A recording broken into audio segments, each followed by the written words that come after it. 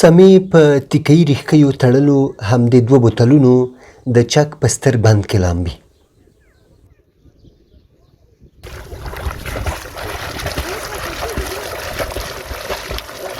د بند په بېلابېلو برخو کې د اوبو کچه توپیر لري. د ځایي اوسیدونکو په وینا ځینو برخو کې یې کچه ان 14 تر 15 مترو رسیږي، خو د شاوخوا سیمو ماشومان ان د بند هاخوا په لامبو پورې وځي.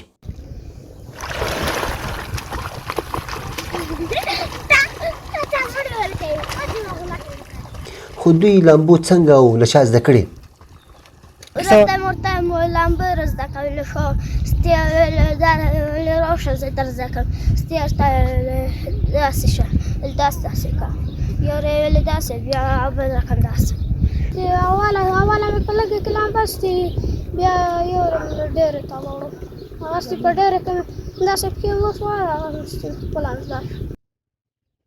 د اوبو په بندونو کې له لمبلو سره د ډوبېدو کیسې ملګرې وي، خو د چک ځوانان وایي نیم چکي ځوانان لامبوزن دي او له ماشومانو سره هرومرو یو داسې کس وي چې د ډوبېدو پر مهال هغوی وژغوري. زموږ د چک ځوانان خو اکثره زیات ورسره بلد دي او د وړه ماشومان چې څوک رېبېلي بیا خپل فامیل ورسره وي یا خپل ملګری ورسره وي، نو څوک چې لامبي بیا هماغه کې حتما یو د لامبو والا ورسره وي چې دی راوکاږي یا لږ کمک شي ورسره لامبو ورزده.